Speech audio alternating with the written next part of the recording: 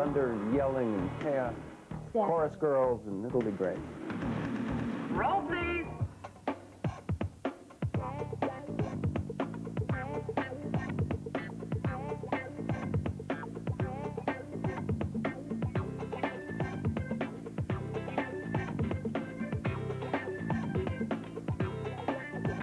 Name the only television series to appear on the cover of TV Guide before the editors of the publication could even see the show. Well, the answer's easy, of course. Star Trek Voyager. Hello, I'm Robert Duncan McNeil, and this is E's journey inside Star Trek Voyager. Now, on the series, I play Lieutenant Tom Paris, and during the next 60 minutes, my fellow castmates and I are going to take you on board and behind the scenes of Voyager to show you how we put the action into our high-flying adventure. Action! For 2 wide-open weeks, we let camera crews follow us inside, outside, and all around our state-of-the-art set to capture this exclusive look at what makes Voyager fly. If you're not wearing a spacesuit, get out of the corridor. You'll see Tim Russ grow his Vulcan ears, Ethan Phillips lose his alien teeth, Roxanne Biggs Dawson will model the latest in Starfleet fashion, while Mr. Blackwell sizes up Star Trek style as only he can. I see no hope for the future. Plus, we'll give you a guided tour through the most spectacular chambers of the Voyager, including the bridge, courtesy of the captain herself, Kate Mulgrew. I'm always here, thanks. You want to screw around with me, you're in trouble. But before we get to that, a quick note. This show, of course, will be Klingon-friendly, so the graphics you see throughout will appear in both Klingon and English. And here's an example. This says, well, I won't even attempt to read what that says, but in English it translates to, "Where's the bathroom?" which of course can come in real handy when you're lost 70,000 light years from home like we are on Voyager. But let's get things underway by answering a question almost 30 years in the making. After 3 previous Star Trek television shows, not to mention 7 motion pictures, why have audiences so eagerly beamed aboard Voyager? Well, I happen to know a few people who might have an idea. The possibilities, the wonder, a completely different and new world. The looking forward and progressing, seeing what we might be like in the future is intoxicating to people, I think. It's imagination combined with a deep and fine intelligence. We're getting ready to leave. Let me show you to the bridge. Originally, when it first came out, that was one of the first really, where people got really gung-ho into science fiction. They like the optimism and, you know, the optimistic view of the future. Actually, I don't have an answer for why it's so enduring. I was trying to make something up, but it didn't work. So anyway, next question. Well, it's the effort that counts, Garrett. While the reason for Star Trek's enduring appeal may be open to interpretation, the success of the franchise is indisputable. The original series is still airing throughout the world nearly 30 years after its debut. The Next Generation earned 18 Emmy Awards in its 7-year run, and Deep Space Nine logged the highest debut in syndication history. Together, these programs set a lofty standard for our show to attain. Let's try that again, please. But Voyager has proven worthy of its mission, capturing millions of viewers from the moment it launched.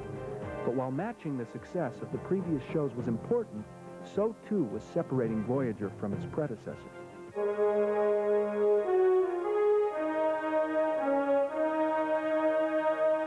Came up with 3 major premises that were different. One was that was a female captain. One was the whole idea of these Maquis, these rebels. And the third is to take the ship and to take its crew and to fling them to the other side of our galaxy. Somewhere along this journey, we'll find a way back. We're still dealing with the same optimistic future, but we've thrown our people off into a place where they're alone.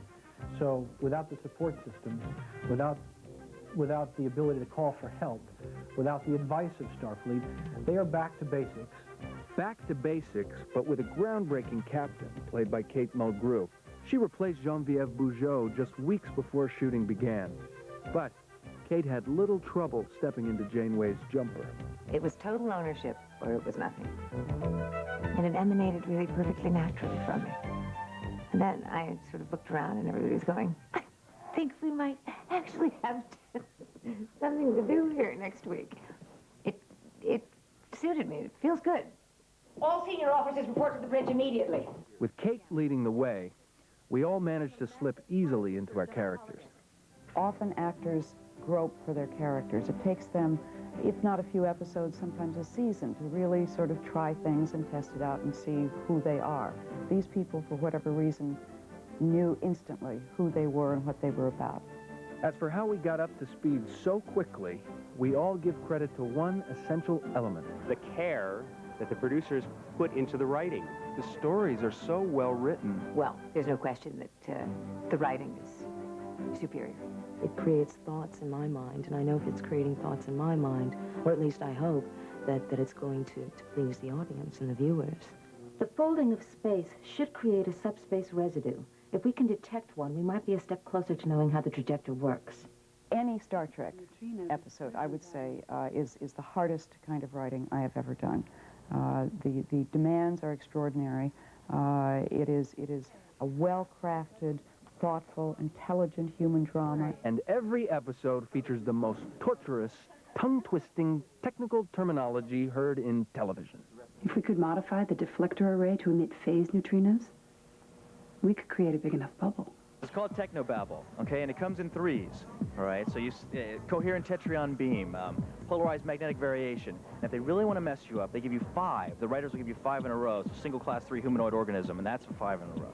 I had a line once, and we were running out of camera, and we were at the end of the day, and everybody wanted to go home, and I couldn't say spatial distortions. I kept saying spatial distortions.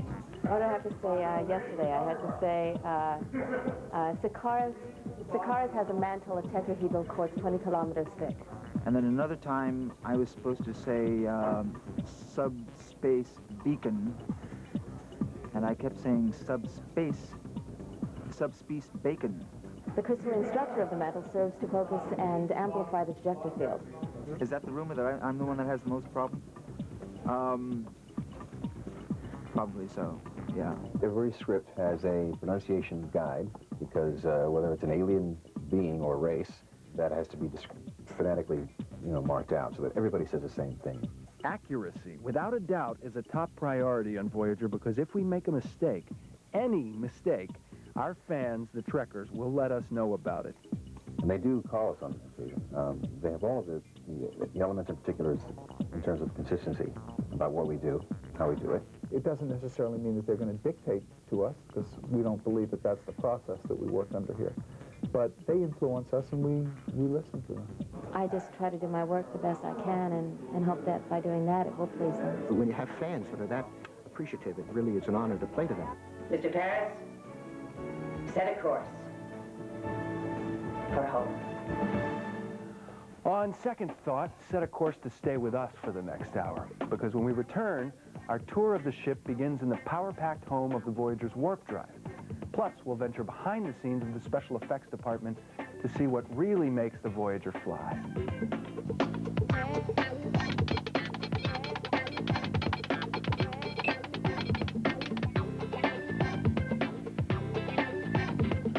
Welcome back to E's 60-minute look inside Star Trek Voyager. I'm Robert Duncan McNeil. Throughout the history of Star Trek, we've gotten to know dozens of intriguing life forms, from Vulcans and Romulans to Ocampas and Cardassians. But our series features a life form unlike any other seen before, and its name is Voyager. It's got these bioneural fibers that have replaced the standard conduits that run throughout the ship. So there's a biological component to this ship. Biological components.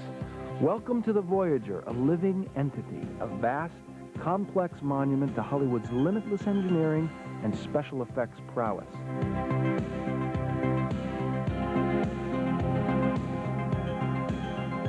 I want the ship to look like a ship. At the same time, we want it to look like Star Trek. If someone is flipping the channels, well then, and they go past this, they should be able to recognize it as a Star Trek episode. There's no mistaking the Voyager as a Federation starship, but this model comes with some interesting options. Well, Voyager will be a smaller ship than the Enterprise was, but it will be say, a newer model, much more action-oriented ship. It's a definite military ship as opposed to an exploration vessel. There won't be families on board, and It will have a sleeker, more aggressive look than the Enterprise. The interior sets at Paramount Studios are incredibly detailed. I love the mess hall set with the big, you know, with the endless stars outside the windows. It's really cool. I think the bridge, I think we have the best bridge of any, forgive me, but of any starship we've had so far. We have a terrific bridge. The room that impresses me the most is the ready room. That's where the captain kind of retires in between bridge assignments.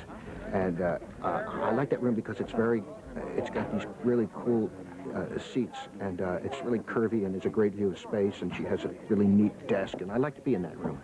Speaking of impressive sets, take a look under Voyager's hood. Here we are. This is engineering. This is the hunting grounds of Torres, the bowels of the ship, and we're going to head on over to one of the most important parts of the USS Voyager. This is the warp core. The state that it's in right now, this is at impulse power. And right now, let's go to warp. There we go. Warp power right there. Warp power is when you are bending space. You have warp 1, 2, 3, 4, 5, 6, 7, 8, 9. The highest is 9.9. You can't be warp 10. Because if you're warp 10, that means you are at every point of the universe simultaneously. We have ATM machines over here, actually, in case you need to get some cash. There are little stickers you can see up here with, they're just saying, this says access panel, but underneath there's always some type of funny message. Like this one, it says, remember, no matter where you go, there you are. This last one is, just sit right back and you'll hear a tale of a fateful trip that started from this tropic port aboard this tiny ship. You could probably fit the entire minnow on the Voyager's bridge, the most detailed set on the starship. You really put a lot of time in development of the bridge, and it was very exciting watching it come together. You know, the pieces, I mean, just when they'd come in with a new railing and everything, and you know, you get to see it. The workmanship, I think the crews have done excellent job. The craftsmanship is, I think, is top rate. Voyager's special effects people know all about craftsmanship. The technology is just astounding. What's gone on from what we did on the original show, actually what we did on the pilot with hoses and moving things and a lot of puppeteering work, to what we're doing right now, which is we're really into some electronics. That's putting it mildly. These days, the buzzwords are computer-generated imaging, but that's just a bit of what it takes to create, say, an explosion in space. You have to have the crew photographing the model, lighting the model, designing the shot, and we have to transfer that to digital video, composite the shot, then we have to set up an explosion, photograph that with a high-speed camera, optically superimpose that with the ship. Somewhat simpler, but equally as effective, are the matte paintings rendered for the show. What we're hired to do here at Illusion Arts is to create shots that don't normally exist in life. For instance, a science fiction city or some sort of elaborate background that would be too expensive to build or to create in any other way. Building a set, for instance, it would be way too expensive. So they come to us, and we can create these environments, you know, cheaply and relatively quickly, and you know, the end result is this fantastic vista for relatively little money. All in all, some pretty heady stuff, but on the Voyager, state-of-the-art is the only way to fly. Our tour of the Voyager has just begun, so stick around. We still have the transporter room coming up, and of course, the bridge. But first, all you trekkers out there, step forward. When we come back, we'll turn our tricorders on you. And this is E's 1 hour behind-the-scenes look at Star Trek Voyager. Here's another little trivia tidbit for you. Did you know that every weekend, in at least 4 different U.S. cities, a Star Trek convention is held? Lucky for us, when it comes to trekkers, there's no such thing as too much Star Trek.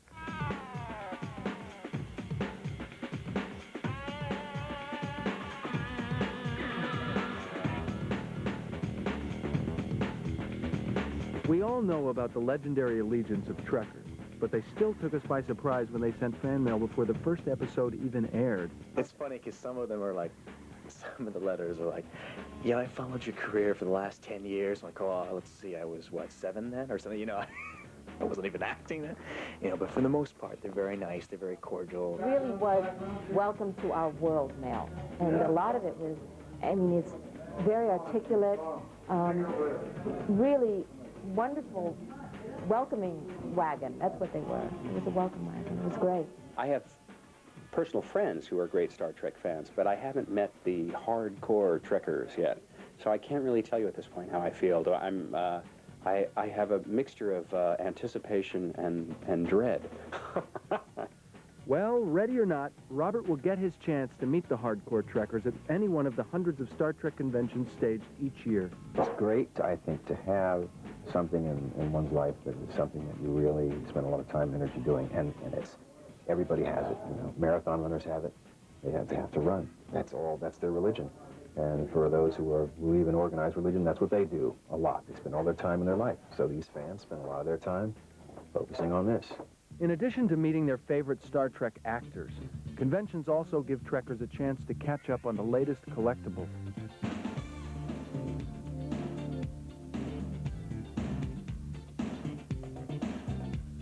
We do T-shirts and more of the souvenir novelty kind of items that the fans want to come to a convention and buy. Berman's firm, Creation Entertainment, is responsible for more than 200 Star Trek products that are sold at the various conventions. Since 1971, Berman has been staging these gatherings, meeting fans from all over the world. We're getting about 400,000 people a year, so it's quite a nice endeavor. All ages, all types, doctors, lawyers, school teachers, it runs the gamut, really does. It started as a hobby and grew into a business, and I can't think of a better way to earn a living. Participating in a marketing campaign is a new experience for most of us. So is being the model for an action figure. The actors love to say that they're not impressed by that, but the minute they get their own action figures, they take them into their trailers, and they sit and they look at them and they explore them. I suppose when I see a Neelix doll, I'll think about it. I don't know what I'll think, though. I'll have to wait to see what happens. It would just be sort of a curiosity, sort of a thing. It's, oh, does it look like me? Oh, okay, it does, and then that would be it. I tell you, I have a daughter who's 4.5. I have 2 kids and a 9-month-old. But my daughter, since she started watching some of the shows, has become obsessed with Tuvok. Tuvok is the hottest character to 4-year-olds, so I would have to say Tuvok's going to be the big seller.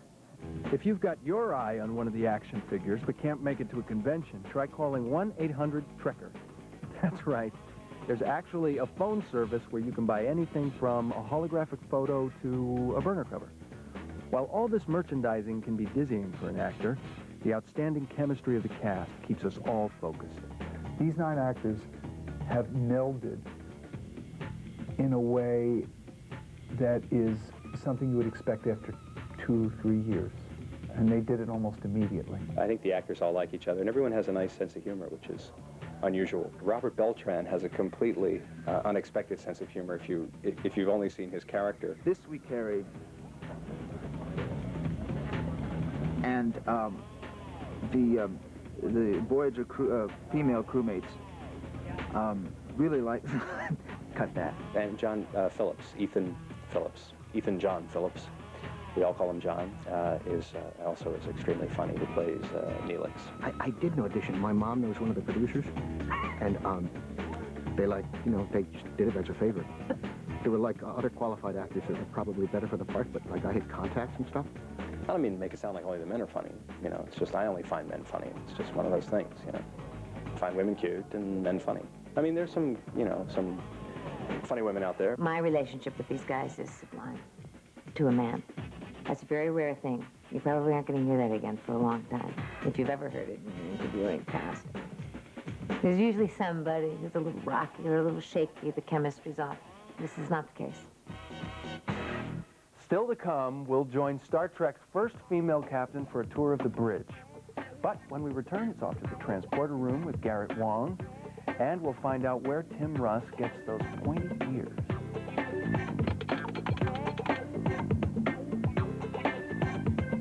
Welcome back to E's 1-hour journey inside Star Trek Voyager. I'm Robert Duncan McNeil. Perhaps the ultimate sign of a show's popularity is when words or phrases from the program become a part of our everyday language. Think about the influence of Star Trek. At one time or another, you've probably said space, the final frontier, or to boldly go where no one has gone before, or initiating evasive pattern Omega Mark. Okay, well, maybe not that last one, but There is one other classic Star Trek line that no one can resist, not even a Klingon.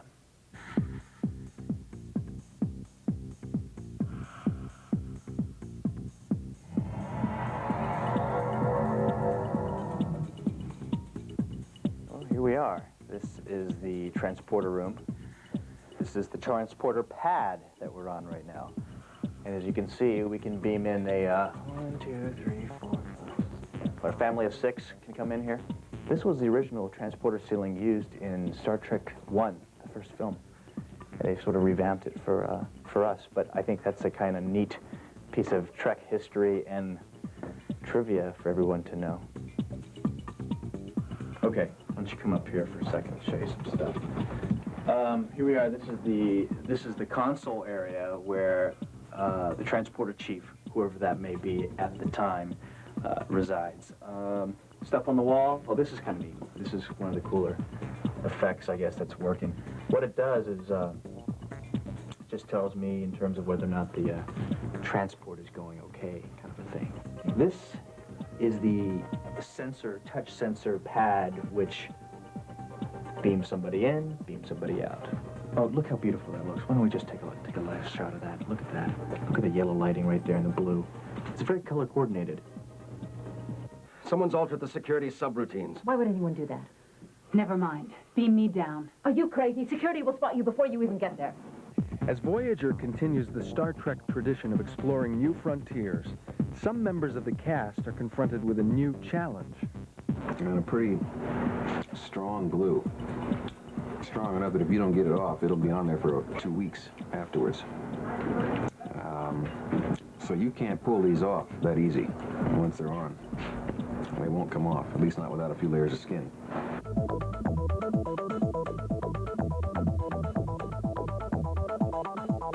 Well, I'm usually given 3 hours prior to set call for whatever is the first scene that I'm in. They create this. You know, I don't do this. They do this.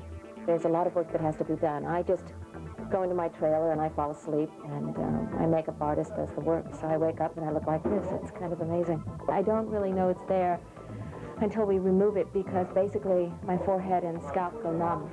And they do though. And it's not until it's removed that I can really feel the skin again. So it's not really a problem. I really, really wish that I had prosthetics, because I prefer to wake up at 3 in the morning, because that's usually when I do my best concentration and so much more into the day when I can have no sleep. I tell you, I feel fine about not missing it.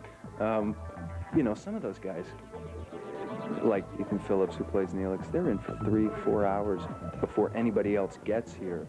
I've arrived at the set at 3:30 in the morning to get the makeup on for 6:30 report to the set.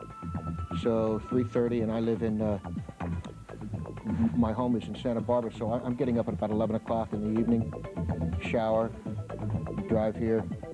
I have very long days. I will make the exchange with Jared O'Tell. Call time is a little later for Tim Russ, who plays Tuvok the Vulcan. 6 o'clock this morning. Actually, earlier in the week it was more like 5. Always dark, usually in the winter. So, well, about 45 minutes to do all this. Mark Showstrom here is the artist at hand, and you'll have to put like several colors together to make them look natural. Part of Tim's makeup ritual involves attaching his Vulcan ears. It's not a large appliance, but it takes time because you have to blend them to the ear so that they not only match the color of your skin, but they also will match the texture.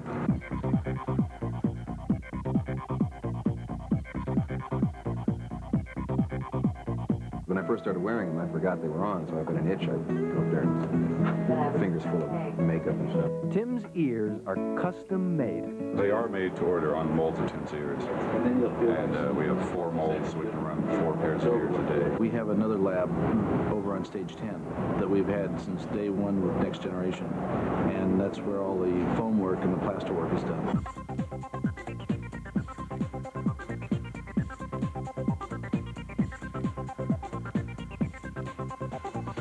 It's the ultimate, it's the ideal that any makeup artist could ever do, because I have probably here poured more plaster. It's tons. We've literally made tons of molds. The latex we've gone through goes into the multi-50-gallon drums, the gallons and gallons, hundreds of gallons of latex. You don't need latex for Tim's hair. I just trim, you know, the edge here in front a certain way, so that it's, I take the temples out, the temples I have here cut, so that there's a consistent, smooth hairline. I've got to shave the tips of the eyebrows, right here, on the edges. It's a very neat trick to get these things on. It drives you crazy, man, if somebody else will put liner on the bottom of your eye. It's like sitting in a dentist chair. That's it, boys. That's the works. Great. Transformation is complete.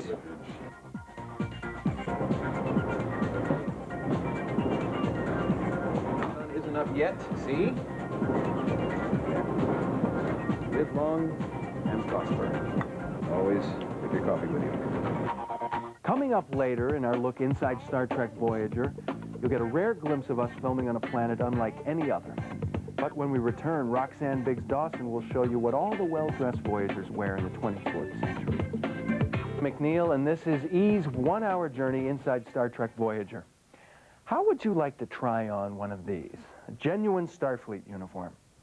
Doesn't look too uncomfortable, right? But take it from me, trying it on and spending 12 straight hours working in it are two entirely different experiences, as you'll see coming right up. But first, we have an appointment to keep in sickbay, and you don't want to keep Doc Zimmerman waiting.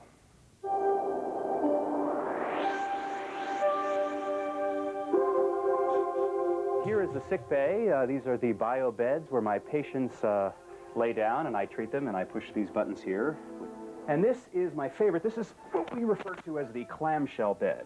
The patient lies down here. We cover them with this sort of lame blanket here, and a clamshell comes up over them and tells us, you know, whether or not they've had seafood for lunch, I guess. I don't know. Sometimes they say laughter is the best medicine, but when you're ill on the Voyager, it's best to see the doc.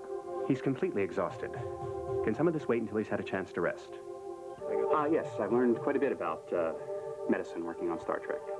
Unfortunately, it's not medicine that applies to the 20th century, so I can't really share it. I could share it, but you people simply wouldn't understand it. This is a medical tricorder, and with the detachable scanning device, it will tell me absolutely anything I want to know about whatever tissue that I wave it over. I take them out with a thingy, and I place them here, and then this lights up, and then I kind of manipulate these thingies, and I draw some conclusion that you believe. This is something that we put on people's limbs to cure them in some way. Did you have any questions? And action, please. No, they never let me see him. They interrogated me for almost 2 days straight. They asked me a lot of questions about the Numeri. Being a patient in sickbay is uncomfortable, to say the least, especially when you're injected with one of those big space needles. But not as uncomfortable as trying to get into our spacesuits.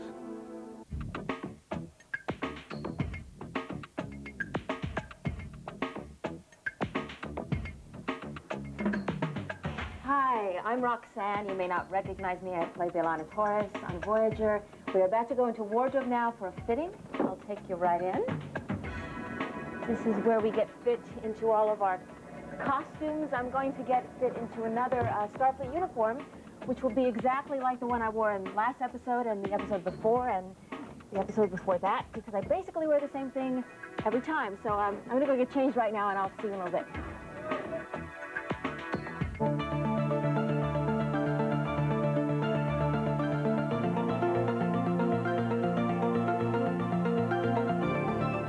Good morning, Roxanne. How are you today? Hey, Bob. This is Bob Blackman, our costume designer. He's going to see if this actually fits.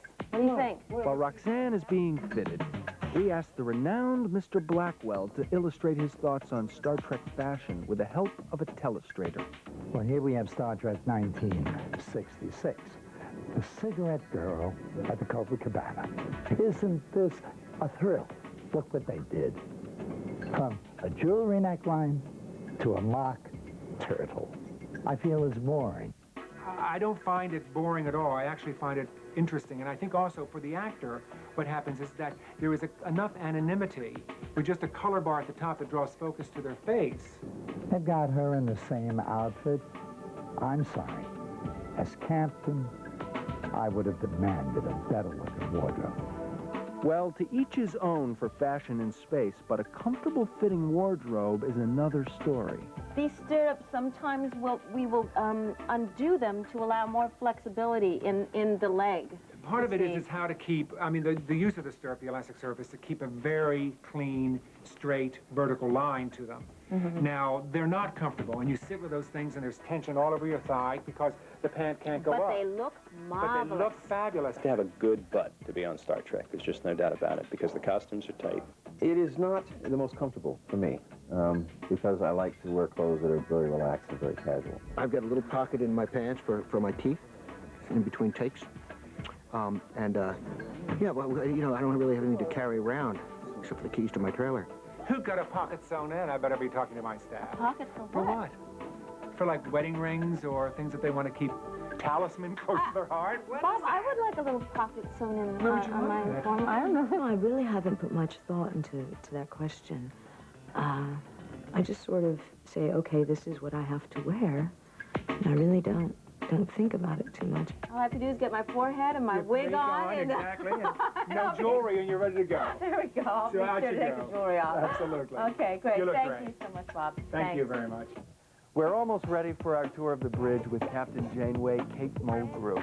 But when we return, it's off to shoot in another world where every second counts and nothing can go wrong. Just when you think you're gonna die of something. Okay, reset, please, background.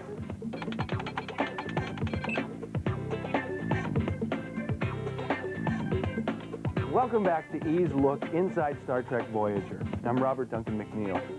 So far during this hour, we've focused on the interiors of our ship. But as you know, we don't spend all of our time on board. After all, there are alien planets to explore. But therein lies a unique challenge.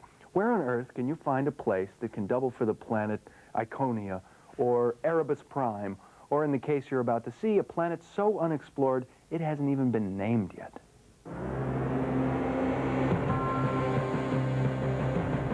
This is a planet that has some vegetation growing on it, and we're sent here to forage for some vegetation, you know, some food. You expect us to eat that? That's the reason I brought you here, Commander. There's no better source of vitamins and minerals in this quadrant than in this ugly little root. On Earth, we're at the Bronson Caves. It's nice to get away, and especially on a beautiful day like this.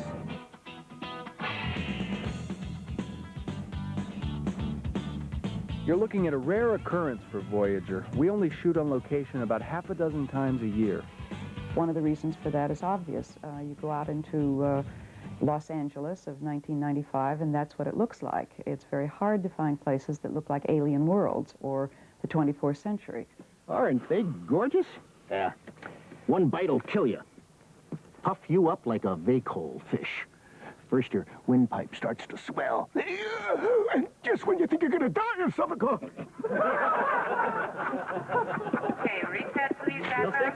Did you guys get the teeth popping out? Mm-hmm. Is that funny? A little bit.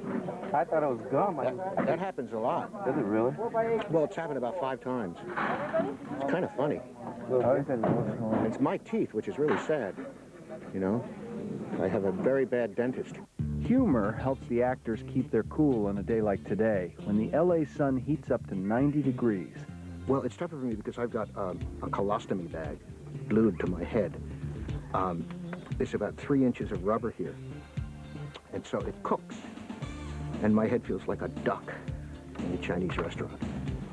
It's simmering. While Neelix simmers, his fellow Voyagers blow off a little steam. It's so hot out here. Yeah. Very hot. Where's the water, Garrett? Oh, I'm sorry. Where's my water? I am the water boy also. We don't know that. That was in my contract. I provide Robert Beltran with food and drink. Excuse me. Thank you, Garrett. You can leave. The chemistry. Speaking of chemistry, a few of the actors didn't really excel in the sciences before they worked on Voyager. Well, I wasn't a science fiction fan. I failed chemistry when I was in high school, so I have no right to be here. All right, so he flunked chemistry. But as Voyager's resident chef, Neelix is an expert at finding nutritious delicacies. Even if it tastes so bad, Robert has to spit it out over and over and over again. But 27 times. It's actually starting to taste good. Oh, that's ginger root. That's what it really is. In our story, it's Leola root. What we've done is to disguise these and make these look a little bit unusual is we've simply acquired ginger root, applied some interesting paint colors, also injected a little bit ahead of another type of a plant, vegetation, to again make it look a little bit unusual, and we came up with a Leola root, something interesting and something rather tasty.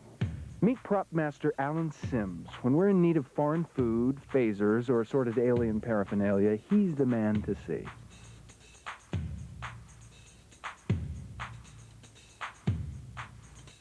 I wanted to carry on with some description of props that we designed for Voyager. I have something interesting that I took a lot of pride in being able to establish a IV. We sort of coined these as the Sims beacon. We have a blood gas infuser. This is our Federation phaser, Starfleet phaser, which all of our away crew will always wear in a holster that attaches on the side of their belt. And along with this, more weaponry that we've come up with this season on Voyager is a Kazon rifle phaser. Tim Russ is the champion phaser drawer right now. He's very quick, but he's practiced a lot longer. Let's see, who is, Robbie's pretty quick. Robbie McNeil is pretty quick. The captain's not too slow. On occasion, we get into it. I think it just depends on who's playing heads-up ball and who's not. Along with a means of protection, we also require other devices like this tricorder. Evidently, from this, you can figure out where you are anywhere in the universe, who you might come in contact with, what their material makeup is all about, their chemical makeup is. It's amazing. I don't know if you've heard this, but I have actually broken more tricorders than anyone in the history of Star Trek. I have somehow dropped or completely destroyed, I think, three tricorders. Of course, in a Voyager episode, you're going to need aliens, too. And prop master Alan creates these as well. Yes, well, this is one of our friends. We do have an episode where our away team lands on a planet. He's reading the Star Trek communicator right now. But this is an alien skeletal life form, and it's very rubbery, is what it is. It's a latex covering, and again, with a unique painting process, we even gave him quite an alien skull. As you can see, it's not quite how we know man to be. As you can see, prop master Alan really loves his job. I just enjoy demonstrating all of this. Okay, I think we've kept you waiting long enough. When we return, our Voyager tour finishes up with a look at the centerpiece of any Star Trek vessel, the bridge, seen through the eyes of our captain, Kate Mulgrew. I'm afraid we've reached the end of our journey inside Star Trek Voyager, so it's time to wrap up the tour of the ship. And, as is the custom in our little corner of the universe, we've saved the best for last, the bridge, and the only person truly qualified to give you a tour.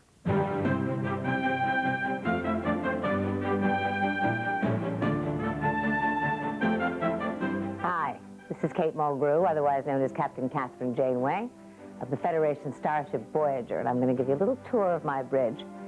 These gentlemen behind the camera are strangers in a strange land, but this is becoming progressively more familiar to me, if not intimate indeed. Here we are at Con, Control. This is where my pilot sits, Tom Paris. And he sits here day in and day out, and he just says, just tell me when. That's his line, just tell me when.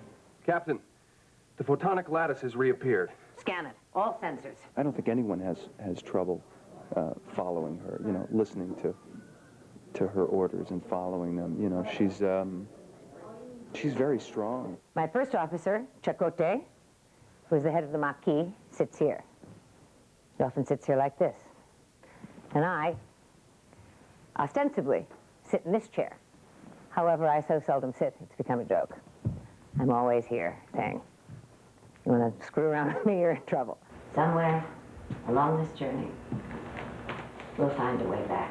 Garrett Wong plays Harry Kim. And he sits here and looks at us with his angelic face. And we all sort of say, We're so in love with you. We can't see straight. Nobody cares what's happening to Voyager because everybody's madly in love with you, Garrett Wong. Here's a woman who has to carry the show.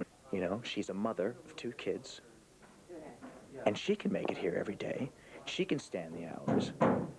I can't. Down we go. And usually we see B'Elanna here.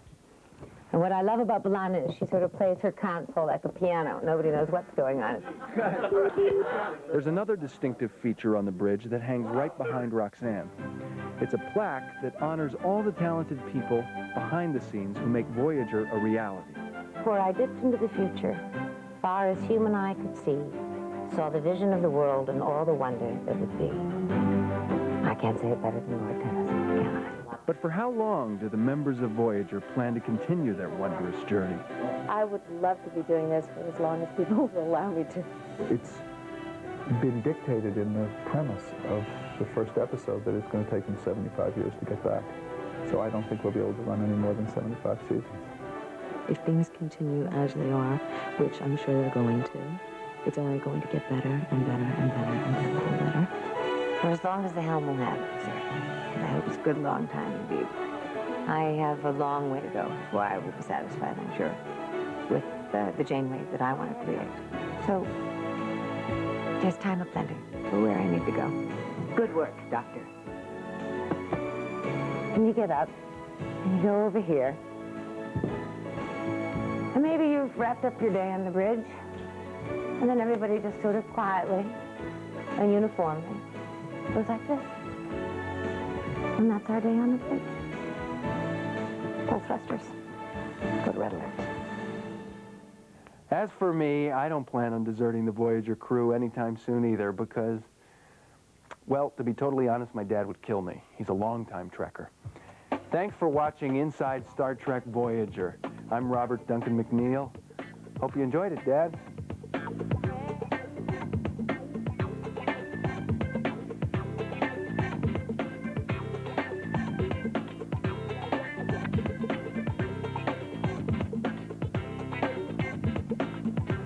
We'll film this one.